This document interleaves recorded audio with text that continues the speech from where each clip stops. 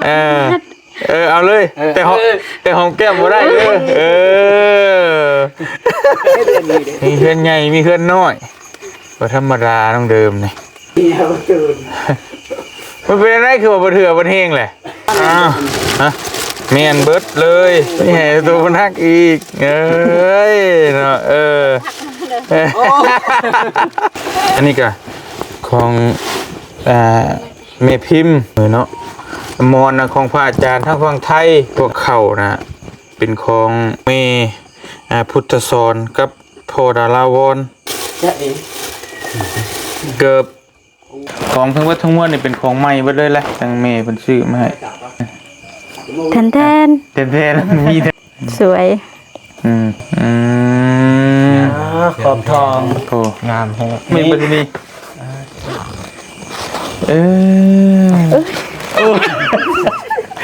มันเป๊ะเลยนี่มันเป๊ะเลยนะมันแบบพอดีเลยนะน้องเพื่อนนะโอ้ว้าวคืออย่างนี้ดูแกะดูคืออย่างหันปัดแม่พุทธวันเนาะกับพอดาราวรนั่นแหละควันเพชรนั่นแหละผู้ที่ซื้อเขาซื้ออย่างให้เจ้านั่นแหละอันนี้เงินเพิ่นฝากให้เจ้าต่างหากก็ได้เด้อขอบใจได้หลายเด้อโอเคเอาโอ้ยเลยขอบคุณเด้อทางผู้ใหญ่ใจครับดีใจแหงตื่นเต้นบุญขอบคุณเด้อทางผู้ใหญ่ใจบุญที่เมตตาน้องเดิมกับน้องเดิมอยู่เย็นเป็นสุขกายสุขใจความเจ็บจะสุดได้ความไข่สุเมเจ้าหังเจ้าเมโซขิมานพ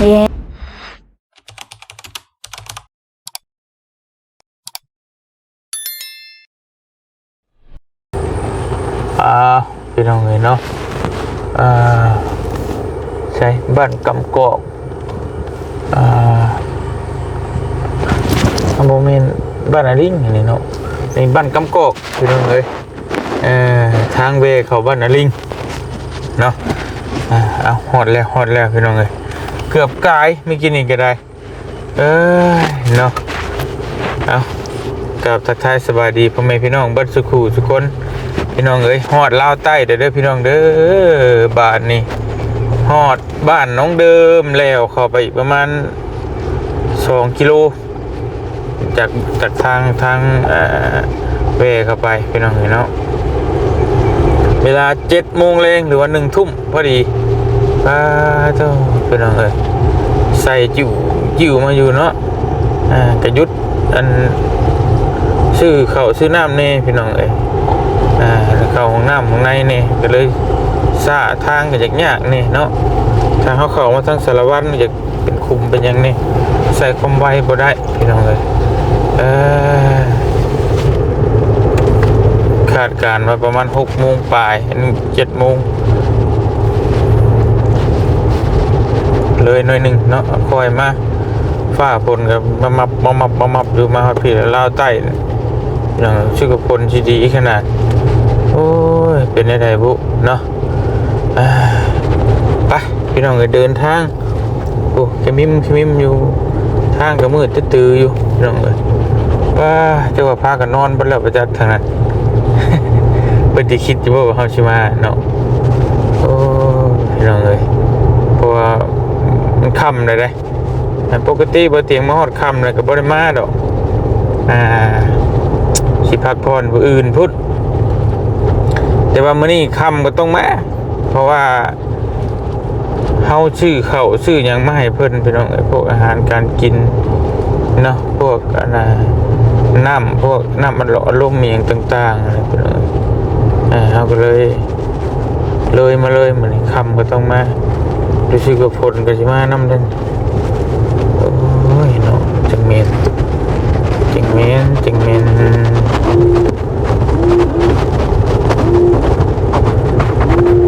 มองเมงยังพี่น้องเลยเต็มมือซะบาทไปพี่น้องเลย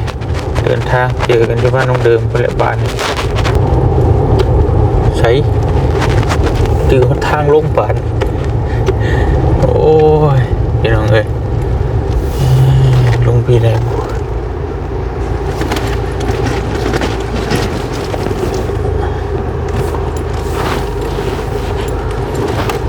ดูนี่แต่ว่าเห็ดเนาะผลไม้ตะหึงได้เลยพี่น้องเอ้ยมีบ่คือมือที่สุดเอาไปบ่ได้แล้วบัดนี้มีเฮือนหน่อยเลย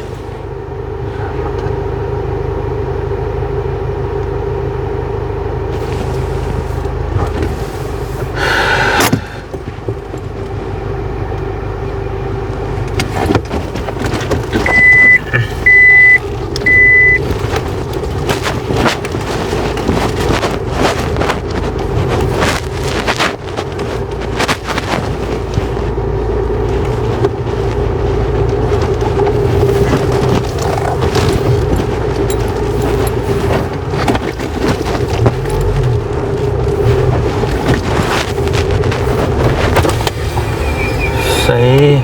เสียงกิโลจะนายห้องเชียวนอนบรบ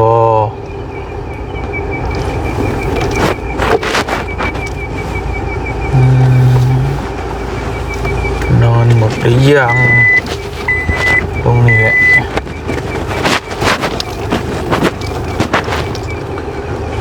โอ้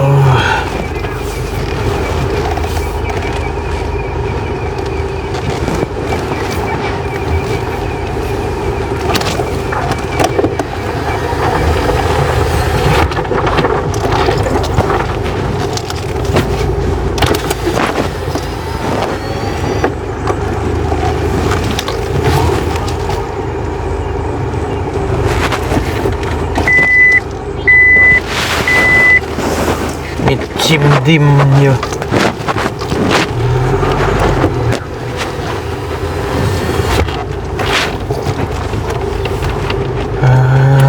ตัวเห็นน้องเดิมเป็นยังไง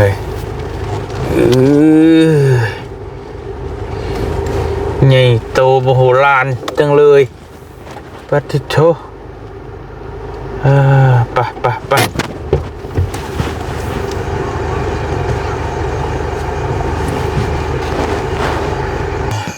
ใช้ขี้เงียบแท้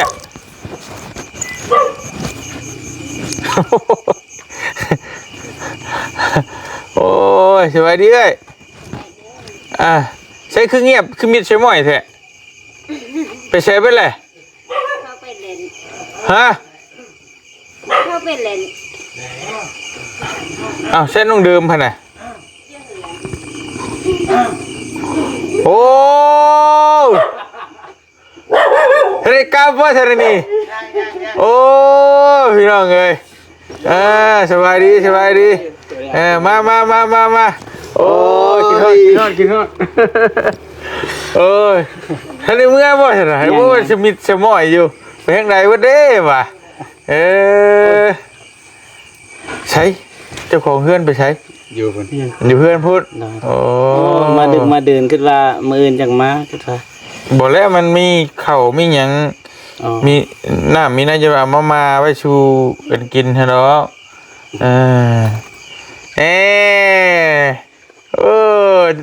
นี่มันเป็นสบายดีเด้อ สบายดีสบายดีเด้อพุ่นยายใจบุญทานสบายดีเอฟซีพังไทยพังลาวต่างประเทศสบายดีเบิร์ดสมุนสุคอนเดอร์สบายดียินดี ขึ้นนะเนี่ย โอ้ เปิดซองอีกเปิดซองเลย นี่มูได้ว่าอย่างเลยไหลเลยเมนนี่มากล้องกูเห็นเมนที่ว่าตรงเดิมคนเก่านี่ป้าไหลลุดเยอะเลย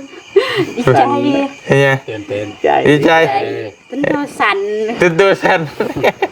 เฮ้ยเห็นกันหลายเที่ยแล้วก็ได้กินทอดอยู่ว่าฉันน่ะ กินข้าวแทง กินทอดเอง อย่ากอดอ่ะ อย่า ไอ้มีเมียแล้ว ถ้าเป็นผู้หญิงสิกอดห้ามแก้มเลย ว้ากอดได้แต่หอมแก้มบ่ได้กอดได้อย่ากอดกันกอดเป็นอายเป็นน้องเด้บอกพี่ทอดกิแทง จะกอดป่ะกอดได้มากอดไหม กอดกอด เอาเลยแต่หอมแก้มบ่ได้เด้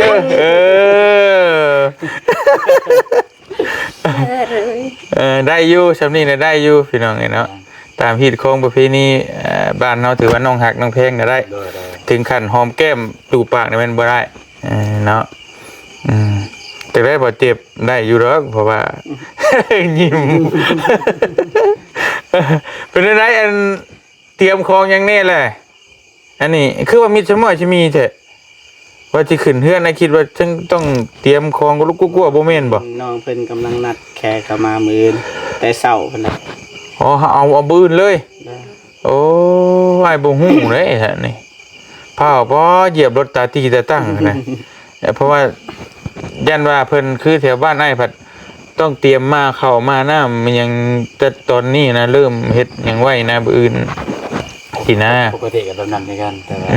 เพราะว่าคือสิน้องก็บ่อยากมีแรงถ้าเฮ็ดมื้ออื่นเลยแต่มันหลายแต่เฮ็ดแต่มื้อนี้มีแล้วบ่แนวกินจังได๋กันบ่มีอ้าว คิดว่าเคียมเบิดแล้วหมู่ยังน้องก็เอาเงินให้ได้ไปซื้อ สินหมูมีแล้วมีแต่สินหมูนี่ ก็ทำนั่นแหละ ก็ซ้ำนั่นแหละ จะกินยัง เอาระยะห่างพาไอ้ขึ้นเทิง โอ้เนาะไปเบิ่งกันไปเบิ่งกันเนาะเฮือนซานพี่น้องเอ้ยโอ้ยเอาพาเจ้าของเฮือนพาขึ้นโอ้โธ่พี่น้องเอ้ยแล้วเนาะคักโอ้ยบ่เป็นหยังเอาซ้ำนี่แหละธรรมดานี่ปูเมื่อคืนนี่ โอ้โธ่ คนงานบ่ตูดบ่เก็บพอดีทาสีก็หากันแล้วมังแรงนี่ โอเคพี่น้องเอ้ยบ้าถือว่าช่างลาวใต้ในสีมือบ่ธรรมดาเนาะโอ้เป็นบ้านหลังเล็กได้นี่ของทีมงานลาวใต้พี่น้องผ่าน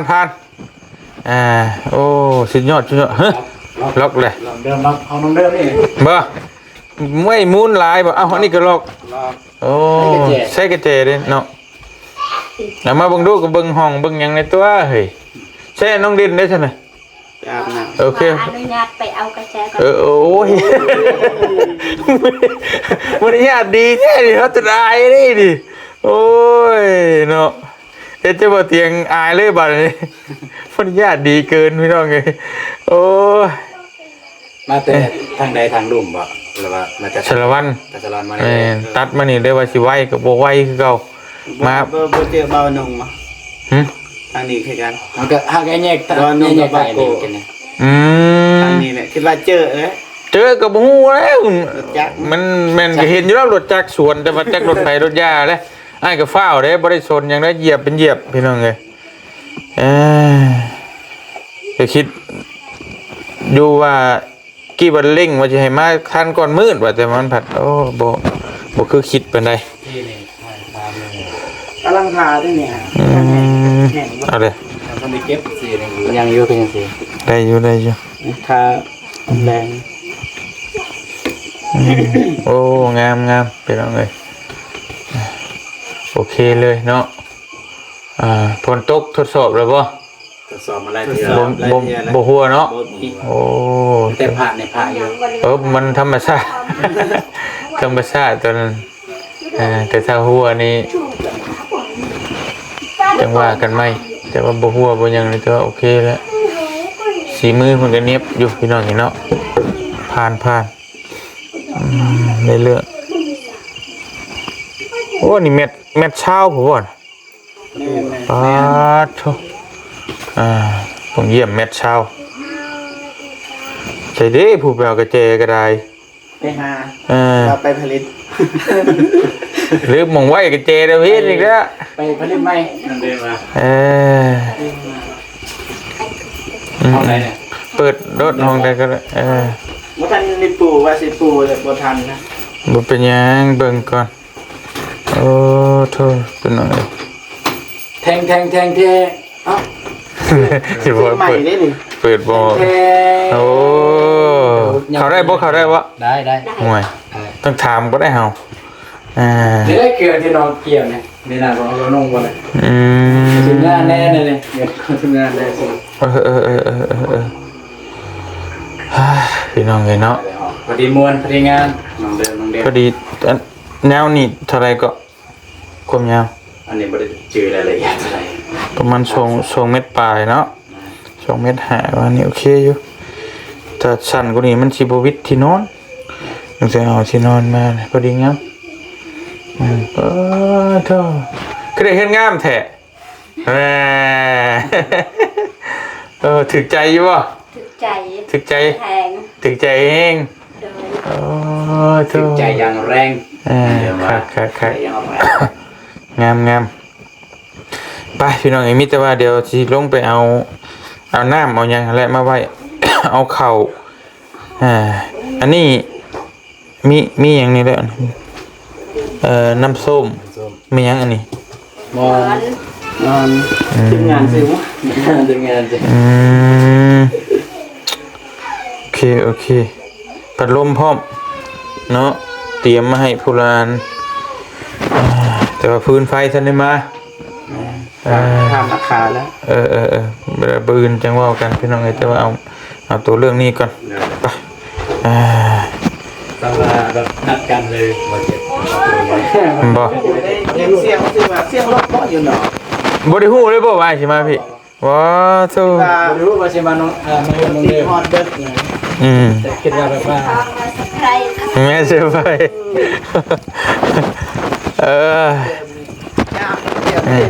ว้าวเป็นเดี๋ยวนี้เนาะคำบอกคำจาลายเดี๋ยวนี้บ่ธรรมดาโอ้น้องเดิมนี่ไปมีแต่เอาขึ้นไปไว้ก่อนเป็นยังไงเนาะเอาเข้าเอาน้ำขึ้นไปไว้เดี๋ยวอื่นจังว่ากันเรื่องเฮือนซานลานแป้นมันบ่เห็นมันมืดอยู่เป็นยังไงจักโมงเพิ่นเตรียมกันแต่เก่าเนาะบ่เตรียมเครื่องหนึ่งข้าวหนึ่งอย่างประมาณจักโมง 4 โมง 4 โมงเช้าเนาะ โดย4-5 โมง เพิ่นขึ้นได้จักโมง 6-7 โมง 7-8 โมง โอ้ยคืออยู่8 โมง จะได้ตื่นช่วยได้นะไปว่าคือยังบอรี่มารอบก่อนยกเคลื่อนหาโมงเช้าบ่ผมตื่นมาทันบ่ไหวเลยมา เพราะท่านจะไม่เลี้ยว 7-8 โมงได้อยู่ธรรมดา คือน้องตื่นคือเขาคือไปเมื่อนังไออนงตื่นแต่เช้าไปแล้วถ่ายคลิปเรียบร้อยบัดไปลงแล้วรู้สึกว่าจะถ่ายอีกแต่ว่าบ่ทันสำเร็จเลยไปลบวิดีโอเปล่าหายเบิดวิดีโออุตส่าห์ตื่นแต่เช้าหายจัก รถที่คุ้นเคย เอา รถที่คุ้นเคย โอเคอันนี้เสื้อผ้ามือสองเอาไว้ก่อนอันนี้นี่แหละตัวนี้แหละสำคัญแมนตัวนี้แหละสำคัญนี่ตัวนี้แมน ดึง ก็ได้เลยรถเลยว่า คนได้อยู่ โอ้2 คนนะ2 คน ไอเตียงเนี่ยพอเดียวเลย 2 คนหามเอาอย่าว่าสั่นแม่ เลยกิโล ฮะ เลยเตียงต่างกันกับเรา ไผ น้ำหนักกันนะน้ำหนักกิโล น้ำหนักตัวนี้ แม่ ต่างแท้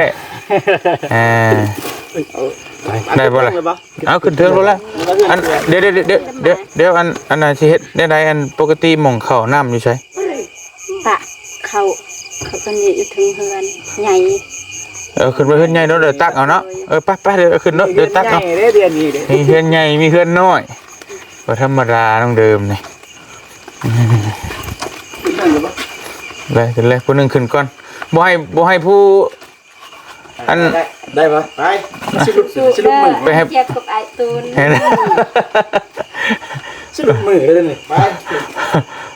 คอย เอ้ยพี่น้องเอ้ยเอา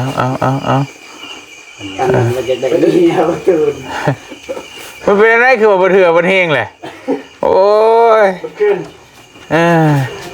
เอาเข้าอันนี้ก็ได้เอาไว้อันนี้ก่อนก็ได้โอเค นั่งเกินสวย ยังอยู่ไปเดี๋ยวเจ้าลงเอาข้างล่างก็มีอึ๊บมีมาพี่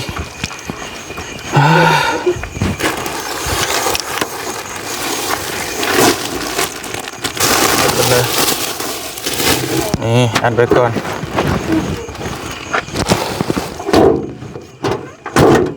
พี่เอาอยู่พี่หยัดใส่ทางในพร้อมพี่ เปิด เป็นคาราเบล ปัดโชว์ฮะแม่นเบิดเลยแม่นหมดเลยมาน้องมาขนเอาน้องเดิม บ่นักตัวนี้ นะนี่ไงตัวนักอีกเอ้ยเนาะเดิมมักเบาตูนคิดว่างแล้วมื้อนี้ ฮักวัดชองโอ้ในใจจะได้ทั้งชองป่ะบ่ได้ได้เลยนะรักสามเศร้า รักสามเศร้าโอ้เป็นว่าวเลยเดี๋ยวนี้เลยว่ะ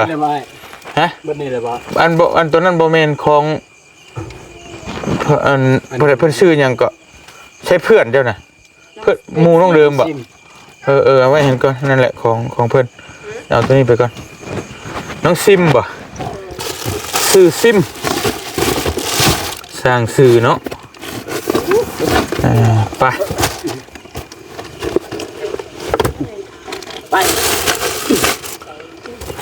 อันนี้ก็แม่นะ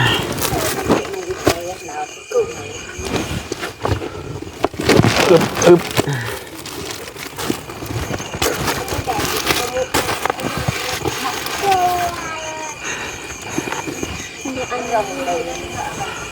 น้องเดิม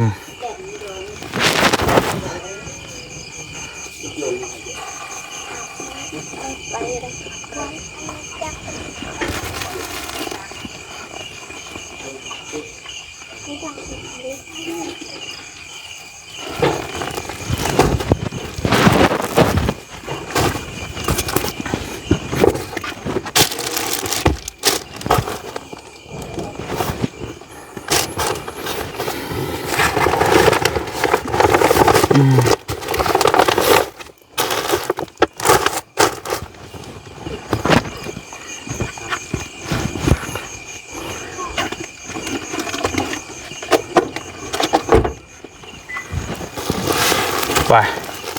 พี่น้องไงขึ้นบ้านใหม่ก็ต้องมีหมอนเนาะน้องก็ซื้อ ฮะซื้อแล้วซื้อแล้วก็เอามาเฮือนเฮาซะสวัสดีไอ้จ้อยบ่แม่นไอ้น้อยโอ้ยเนาะคืออยู่มืดอยู่ปีแท้บ่มีไฟบ่มีเฮ็ดได้ซะเนาะไฟตะกอกตะเกียงก็บ่มีบ่ใต้เบิ่งนี่โซลาร์เซลล์ตะกี้เลยซั่นน่ะไปใช่เลยมันหมดแล้ว มันเบิดเลย หมด เอามันบ่สากบ่น่ะ ซากครับมืดมือเอาซากเขาได้ไต่มง20นาทีสำนั้นบ่อยู่ สากบนมือแต่ได้เปิด20นาทีมันก็เกินไปคุณนะ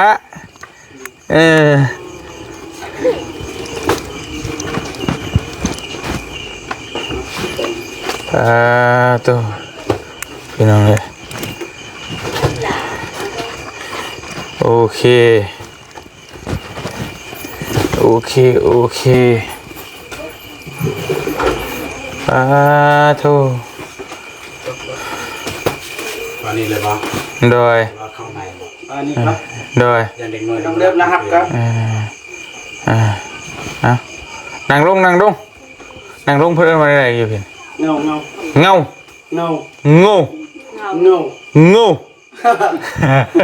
พยาซะนั่งลงหันแหละพอละโอเคพี่น้องเนาะฮอดเป็นที่เรียบร้อยป่านนี้ก็ได้เอาน้ำเอากระต้มขนมพี่น้องมาให้ท่านน้องก็นั่งรถน้องกับเป็นยังนั่งรถนี่แหละพี่น้องเลยชับอันนี้ของฝากจากฝั่งไทยพี่น้องเนาะจักแม่เนี่ยบ่ฮู้นี่หนังสือทางนี้ โอเคแล้วจังแกะเบิ่งน้ำกันเนาะพี่น้องเนาะแล้วก็มีข้าวต้มขนมสิ้นหมูนะน้องชื่อบ่หรือเป็นไงจักโลแบบไหน10 โลชื่อ10 โลเป็นอาหารมานานนะ ชื่อมาแล้วบ่น้องหรือว่าชื่อแล้วไปชื่ออยู่ตลาดบ่ 10 โล คือว่า อ่ะ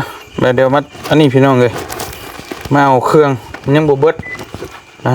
ยังอีกถุงหนึ่งพี่นึกได้น้องเหลิมบ้าตะเต็มเลยมันบ่โธ่เอาพี่น้องเลย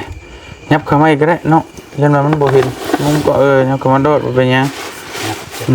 เอาเด้อไอ้สิบอกเด้ออันน้ำนี่ของ6อันน่ะ6แพ็คมันมี6แพ็คนำรวมของป้าพิมพ์ของป้าพิมพ์อยู่ทางฝั่งไทยแล้วก็ของอ้าย3แพ็คอันนี้ก็ของป้าพิมพ์เจ็กอีหยังนี่พี่น้องเอ้ยมีขนมแล้วก็มีจอกมีอันน่ะจอกไว้หยินน้ำสู่แขกสู่คนกิน เต็มนะ อันนี้ก็ของแม่พิมพ์อันนี้ก็ของป้าพิมพ์พี่น้องเลยพวกเขานะเป็นของพ่อกับแม่จะได้มี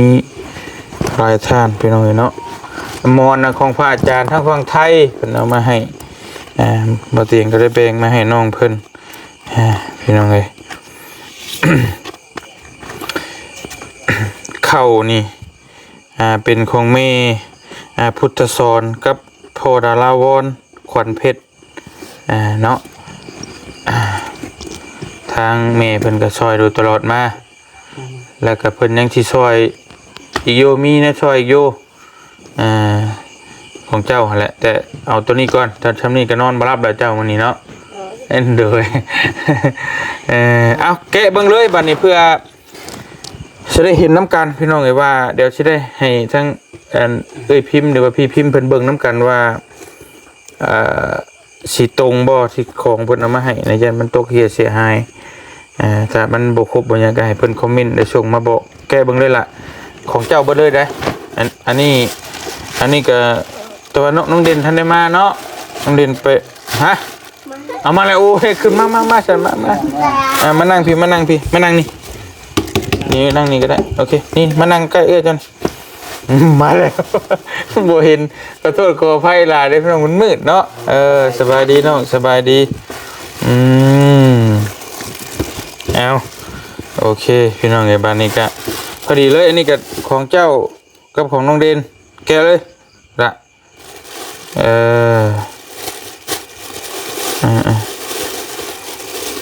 จะเอ๋ เกือบเกือบไม่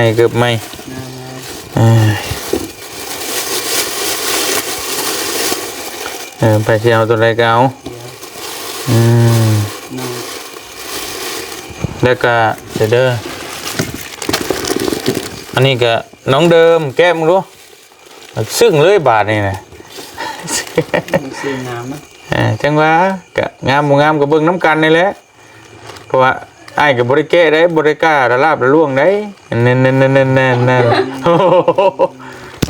บิ่งขอโทษได้น้องเด้อ เฮ้ย นี่ไม่กันอ๋อเป็นเนี่ยของทั้งวัดทั้งมวลนี่เป็นของใหม่เบิดเลยแหละทางแม่เพิ่นซื้อมาให้ งามสวยงาม อันเบิ่งคนกว่าว่าแต่งามเลยแทน เทนมีเทนดิโอ้งาม สวย ป้าโธ่เอาอันนี้ก็บ่แม่นได้แต่เอ้ยได้น้องก็ได้คือกันน้องเด่นแก้มึงดูมีแต่เสื้อตัวงามๆเบิดถึกใจ ให้ อิจฉา อิจฉาบ่จะไปอิจฉามั้ยของเจ้าก็มีอยู่ได้บ่เจ็บเอ้ย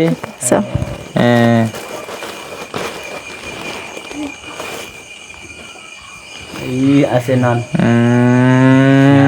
ขอบทองโอ้งามแฮะ นี่ บ่งามบ่ ความฟันแต่หึงเลย ความฝันเลย ขอบทองเนี่ย เลเวลิตขอบทอง ยังความฟัน ผมฟันไกลเป็นจริง ฟันบัดผมแพ้เลยขักท็อปทั้งนั้นทั้งฝันอยู่ทั้งนี้มาเลยนี่ฟันให้น้องชายเอาก่อนน้องชายเอาก่อน อ๋อมักอยู่บ่ล่ะมักบ่ เสียงกินจะคักเบิดเอ็น แม่นของตัวมีไม้งามๆบ่ได้เพิ่นละ ท็อปเลย แม่นปุ๊บ เช่นเลย เพิ่นคือฮู้เนาะเพิ่นคือฮู้ว่าน้องเพิ่นมักสไตล์นั่นนี่นะ เตะบานในมื้อนั้น คือต้องแบบว่ามันต้องแบบถือว่าทั้งพี่พิมพ์นี่ซื้อของฝากมาให้ผู้ใดก็แม่นเป๊ะเบิดเลยพี่น้องเอ้ยคือแบบเพิ่นใส่ใจแฮงนะมันต้องเบิ่งคักแน่ดีแล้วจังซื้อมาให้ถูกได้ฮู้ว่าผู้นั้นมักใส่แบบใดฮู้จนกระทั่งว่าเกิดเบอร์ยังพุ่นน่ะฮู้ขนาดนั้นบ่ยอมบ่เตียงก็ยังยอมพี่น้องเนาะมีอันนั้นบ่บัดนี้คัตเตอร์บ่เช็คกล้องนี่ มีดาบนำบ่ดาบ บ่มี อ๋อโถ โอ้โถ เฮ้ยป้า มีจดหมายมีจดหมาย แกมึงรู้ฮะมันยังแน่บ่ น้องเดิม เจ้าได้กระเป๋างามอีกบัดนี้โอ้โอ้ ดีใจ ยังก็ โอ้ยเห็นแล้ว โอ้ เจริญ เอาว่ามึงให้หมู่เบางน้ำดีกว่าคือมันยังแหละน่ะ ยังโอ้ พูด โอ้โถ คือยัง อะไร สบู่ อีสาน สบู่อะไรอีกวะธรรมดาไทยก็มาวันนี้ บ่เคยใส่ บ่เคยใช่แบบนี้ว่าเถอะ มีสต็อกเซลได้ มันบ่ค่อยเอา ขออนุญาต โดย งามพี่หน่อยพูมันเป๊ะเลยนี่มันเป๊ะเลยนะมันแบบพอดีเลยนะน้องเพิ่นน่ะนะเนาะ ครบทุกอย่าง ครบทุกอย่างเลย โดย มันก็กระจิกกระจอกนี่กะคือว่ามันใช่ใจแห้งอะนะพี่น้อง แม่ โอ้ถือว่า พิมพ์สุดยอดเลย โอ้ย งามงาม ตลอดมันเป็นก็ฝากมาให้น้องบิวนี่ก็โอ้เป๊ะยังตัวนี้บัดนี้กล่องสุดท้ายอีหยังเด้ไอ้แกะก็ได้บ่ ได้ ไอ้ขออนุญาตแกะด้วยเช่นเด้อ โดย พี่น้องเอ้ย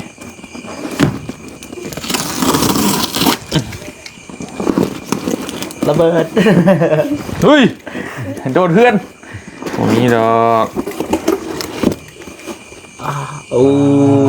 ว้าวคืออีหยังอันนี้ ไปขึ้นยังไม่เลยได้เลย ฮะ แม่นักเรียนนั่น ฮะ โอ้อ่านออกฝากให้น้องเดิม น้องเดิมมาสิให้ไผบัดนี้น่ะก็บ่แม่นน้องดิน น้องเดิม อืม เสือผู้ชายนะฮะ เสียผู้ชายมีเสียว่าทุมันกับโมเมนต์น้องเด่นผู้เดียวหรอกเขาเป็นในนี่เห็นไหมเอาให้เจ้าเบิดนะเจ้าชิเบงให้ไผกระเบงเจ้านะมีแต่เสือผู้ชายพี่น้องนี่เนาะ คันใส่บ่ได้ก็ให้บ่ตูนก็ได้บ่ตูนบ่ แต่ว่าอันนี้ผู้หญิงเด้อนี่เด้อ แม่น เบิ่งในสไตล์ผู้หญิงตัวนี้ผู้หญิงให้เบิ่ง นี่ก็ผู้หญิง อันนี้กับผู้หญิงโอ้ชุดนอน ผู้หญิง ผู้หญิงผู้หญิง ผู้หญิงนี่ข้างหลัง ผู้หญิงนี่ผ้าเช็ดตัวผู้ละอันอันนี้ผู้ละพื้นนี่ก็แมนเนาะของผู้หญิงผู้ชายก็เลือกเอา เข้ามา หืม บ่แม่นใช่ โมเมนต์ผ่าเข้ามาว่าเจ็บก็ได้ตัวพี่น้องเลย ขึ้น คักเนาะงาม เมื่อกี้แม่เราเสียงเงินอยู่นี่ว่าบ่ได้เอาเมื่ออะไรบ่ได้ อ่านไว้ได้นี่ บ่าวเชฟ ว่าเจ็บ โอ้ มีอยู่ไหนเอาดูแกะดูคือหยังหัน เปิดบืนได้บ่ บ่เปิดมื้อนี้ ไปนอนฟันก่อน จะสินอนรับบ่แหละ ไปนอนก่อนจังเปิดฝากกับไม้คือเก่า ฮะเอาไว้เอามือไว้ก่อนบ่เอามือไว้กันก็ได้ เอาเลย เอามือไว้กันก็ได้ อายหายเลยหรือว่าแกะเลย ให้แกะเลยก็ได้แกะโลดแกะเบิ่งช้า จากไผเลย แต่ไม่พิมพ์คือกัน ไม่พิมพ์ แน่ไม่พิมพ์เนี่ยมีอยู่ของทีมงานนี่ก็เสื้อผ้าอยู่ในรถพุ่นแต่ว่ายังมาบ่ครบกันเดี๋ยวจังมื้ออื่นจังสิเอาให้ใหม่จัง เดากันบ่มันหนักเด้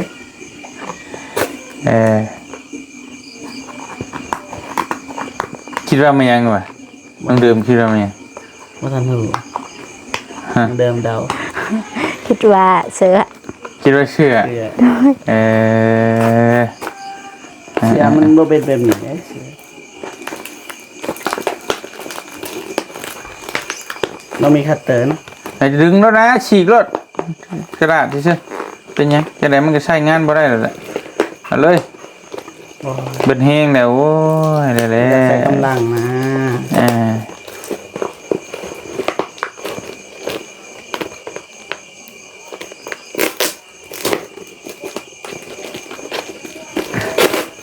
อืม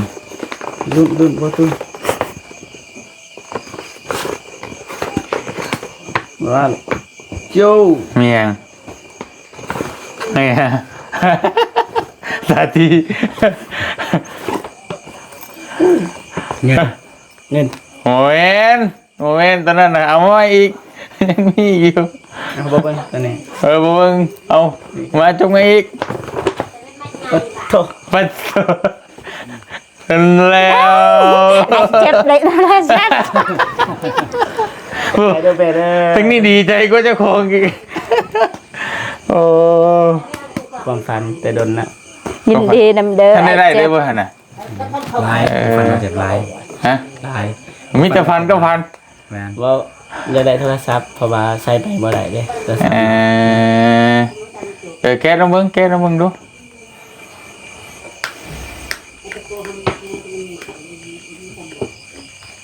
โอ้ยเก็บบ่ได้ละบัดนี้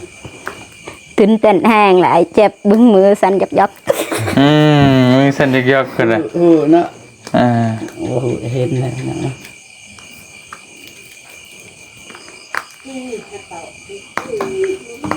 เรามีกี่วันเนาะ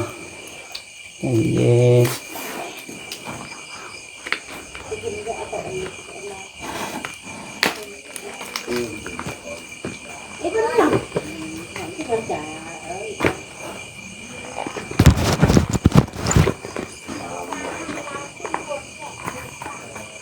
อันนี้อยู่นะ อ่า ใส่กำลังเลยนะ งั้นเราบ่เป็นหยังบ่เป็นหยัง โทรศัพท์ ปาโท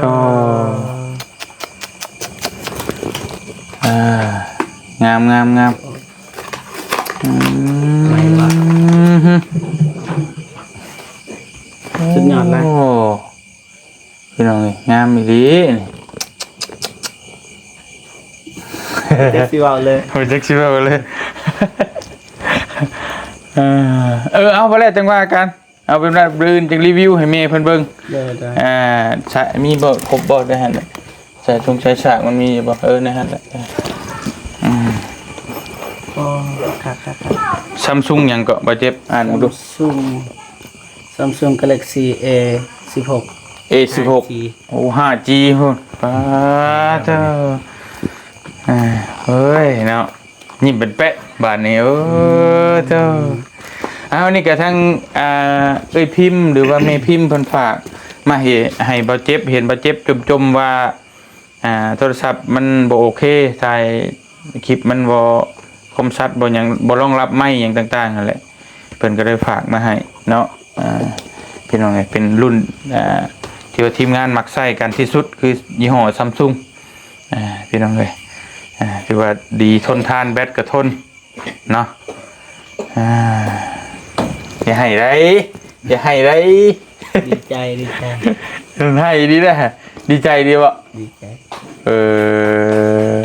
ค่ายากเลย ฮะ เพราะว่าคันสิเว้า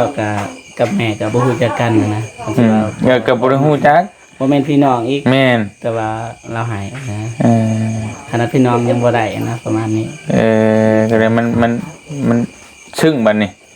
ตามใจบัดนี้โดนใจ โดนใจเว้าลายบ่ได้ ว่าอะไรบ่ได้ น้ำตาสิไหล โอ้กระไรดีได้พี่น้องเห็นเนาะ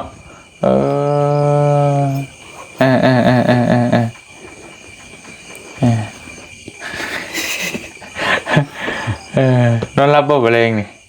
ก็แห่งดีนอนหลับนะดีใจ เฮงนอนรับพันดีเนาะ ฟันดี โอเคแล้วก็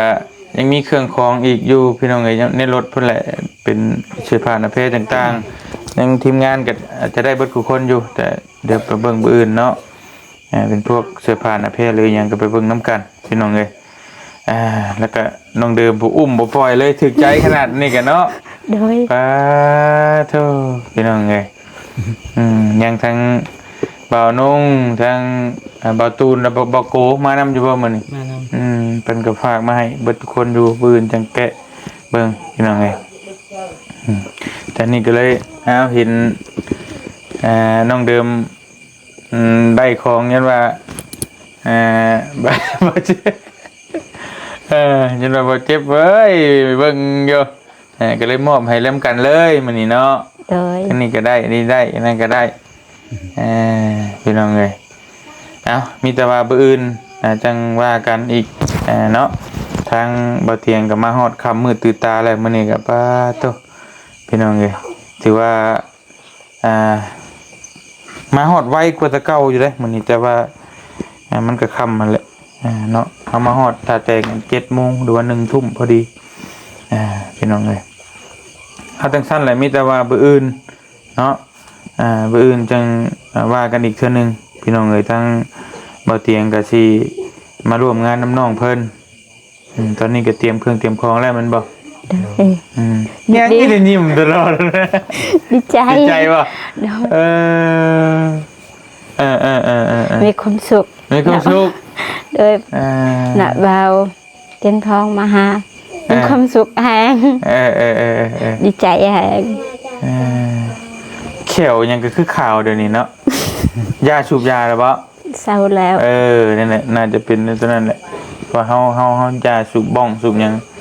ฟันมันสีขาวเลยแต่ก่อนมันยังเหลืองๆ ดีมันดีต่อสุขภาพเฮาน้องเอ้ย โดย เป็นไปได้ก็ห้ามเด้ออย่าเลยมีแต่คนขาวๆเนาะน้องดินกับขาวบัดนี้ เดินขาวดื่มผิวด เฮ้ยมันจะเป็นน้อยใจมิขาวบนทุกคนหันแล้ว โอเคเดี๋ยวแป๊บนึงเอาเงินให้น้องเพิ่นก่อนพี่น้องเอ้ย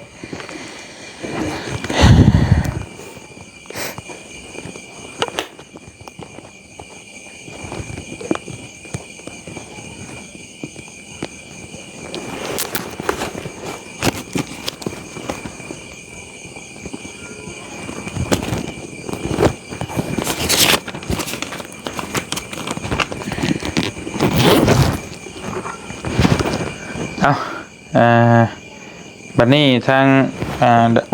นาบ่าวสิเอาเงินให้อันนี้เป็นเงินของแม่พุทธวันเนาะกับพ่อดาราวรนั่นแหละควันเพชรนั่นแหละผู้ที่ซื้อข้าวซื้อหยังให้เจ้านั่นแหละอันนี้เงินเพิ่นฝากให้เจ้าต่างหากให้เอาเป็นเงินสดให้โลด$100ประมาณ2,50,000 กีบนี่แหละเด้อยันไว้ให้เจ้าซื้อแนวกินแนวยาอย่ามันบ่พอกินพอใช้หยังก็แล้วแต่เจ้าไปซื้อเอาเด้อแล้วนั้นบ่พอซื้อผักซื้อหยังมาสดไปเฮ็ดงานเจ้านั่นแหละแล้วก็ให้เจ้าในฐานะเอื้อยแต่เจ้าแบ่งให้น้องไว้ใช้จักเด็กจักหน่อยก็ได้ ำขอบ เด้อ ใจได้หลายเด้ โอ อ เคเอาแล้วก็อวยพรให้เพิ่นในเด้อมีทางแม่ป้าพิมพ์หรือว่าพ่อแม่พิมพ์ก็ได้แม่พิมพ์กับแม่พุทธวันกับพ่อดาราวรเด้อ3ท่านนั่นแหละของน้ำมื้อนี้ที่ฝากมาให้เจ้าน้ำมื้อนี้ โดย แล้วก็พระอาจารย์เพิ่นฝากหมอนมาให้อยู่ทางฝั่งไทยเอาฝากนบมือขอมกขอบใจผู้ใหญ่ใจบุญเพิ่นในเด้อเว้าซะหั่นแหละขอบบุญโตสัน โดยสั่นก็จะดีใจแห้งอย่างนี้แหละ ขอบ โอ้ยพี่น้องเอ้ย ขอบบุญขอบคุณเด้อทางผู้ใหญ่ใจครับ ดีใจแหง มันเป็นอะไรแป๊บหนึ่งก็ได้มันเป็นอะไรตอนนี้ความคิดเป็นอะไรลองบอกลูก ตื่นเต้นแหงดีใจแหงโตสัน ตัวชันเลยก็คือดีใจดีนะพี่น้องเนาะ เอาต่อ ขอบบุญขอบคุณเด้อทางผู้ใหญ่ใจบุญที่เมตตาน้องเดิมกับน้องเด่นซื้อเครื่องนุ่งเครื่องใส่แล้วก็ข้าวแล้วก็น้ำอัดลมแล้วก็ขนมข้าวต้มแล้วก็จอกคอยพวกผู้ใหญ่ใจบุญอยู่เย็นเป็นสุขสุขกายสุขใจความเจ็บอิสุได้ความไข่อิสุมีเจ้าหังเจ้ามีโศกให้มานให้เฮงให้ปังให้อายุของมันควันยืนนอนให้ได้เงินหมื่นตื่นให้ได้เงินแสนไปทางใดก็ขอให้ไปฮอดจอดถึงมีคนหักคนหอมขอให้ครอบครัวผู้ใหญ่ทุกท่านให้มีความสุขเจริญรุ่งเรืองก้าวหน้าต่อไปปรารถนาสิ่งใดก็ให้ได้สิ่งนั้นเด้อสาธุ ดีเอาไม้ให้น้องนี่อวยพรให้ผู้ใหญ่เพิ่นบ่ได้ซ้ำที่เฮาบ่ได้แหละเท่าไรก็ได้บ่เป็นหยัง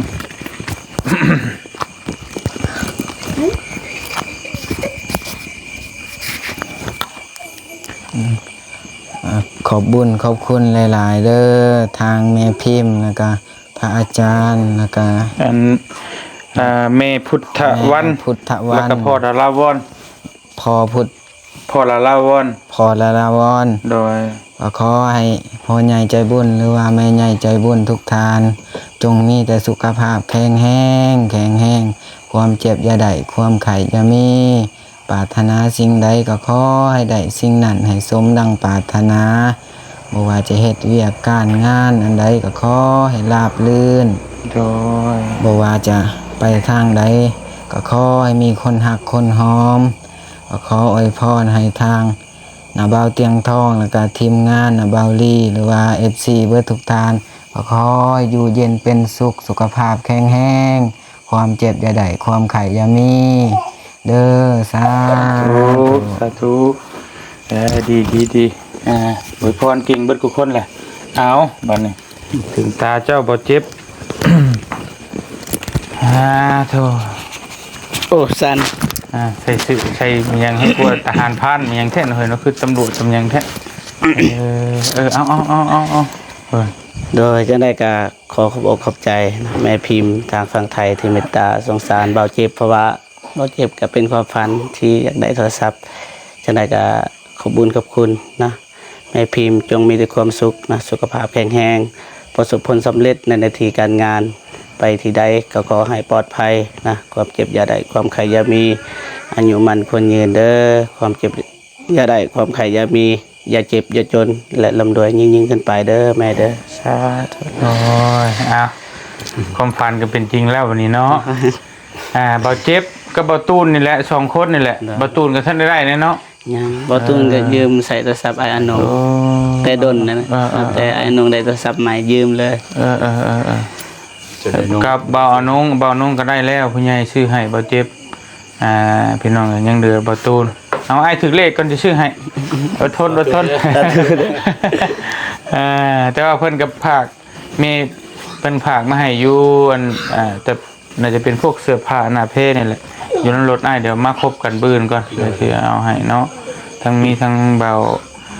นุ่งยังเบากูว่ายังในหลายคนพี่น้องมื้อนี้ก็ว่าสิมอบให้แต่น้องเดิมกับน้องเด่นก่อนแต่ว่าก็เลยยันว่าเพื่อสิมอบให้ผู้อื่นบัดเพื่อเมื่อตั้งโครงตั้งขานู่นนี่นั่นเลยเมื่อฉากแบดแรงปืนมาเพิ่นจะอยากถ่ายคลิปอันขึ้นเฮือนใหม่บ่ต้องเดิมสินะความหมายเปิดเลยก็เลยมอบให้เลยบ่เลยเมื่อสิได้ฉากอีหยังไว้นะประมาณนั้น ลักษณะพี่น้องไงสำหรับอันมื้อนี้เฮาก็มาฮอดจอดถึงบ้านน้องเดิมกับน้องเด่นเป็นที่เรียบร้อยพี่น้องเอ้ยเนาะก็สิค่ำมืดตื่นตาเนี่ยก็ต้องขอโทษขออภัยสำหรับภาพบ่สวยบ่งามพี่น้องเอ้ยมีแต่ว่าบ่อื่นเนาะมาเบิ่งบรรยากาศน้ำกันพี่น้องเอ้ยขึ้นบ้านใหม่ทางลาวใต้เฮาก็เป็นครั้งแรกที่บ่เตียงสิมาได้ร่วมงานเนาะประเพณีขึ้นบ้านใหม่ในทางลาวใต้นี่ก็บ่ฮู้ว่าสิแนวใดเดี๋ยวต้องเบิ่งน้ำกันบ่เตียงก็เว้าไปก่อนบ่ได้จังได๋ก็ขอบบุญขอบคุณขอบมุกขอบใจผู้ใหญ่ใจบุญเบิดทุกคนที่ได้ชดได้ซอยทั้งครอบครัวน้องเดิมแล้วก็น้องเล่นเนาะฝากเครื่องของมาให้ทั้งน้องๆก็ขอให้อยู่ดีมีแฮงเด้อทั้ง แม่พิมพ์เนาะแล้วก็ทางพอดาราวอนพี่น้องเอ้ยเนาะเบิดสุขุทุกคนก็ขออยู่ดีมีแห้งขอสุขภาพแข็งแรงบ่ว่าสิธุรกิจการงานใดๆก็ขอเจริญรุ่งเรืองในหน้าที่การงานตลอดปีและตลอดไปอยู่ดีมีแห้งพร้อมครอบพร้อมครัวให้อยู่มั่นคนยืนเด้อพ่อก็มีให้มาสำไรก็ให้กลับคืนหาพ่อก็มี100 เท่าพันเท่าเนาะสาธุไปสำหรับคลิปนี้ทั้งบ่เตียงและทีมงานขอตัวลาไปก่อนพี่น้องเอ้ยพักไปพรก่อนเดี๋ยวมันค่ำมันมืดแล้วมื้ออื่นตื่นมาแจ้งหูแจ้งตาจังว่ากันใหม่มาเจอกันเด้อพี่น้องเด้อมื้ออื่นเนาะอยู่ดีมีแห้งเบิดสุขุทุกคนสบายดีพี่น้องเอ้ยไปกลับบ๊ายบายบัดนี้กลับก่อน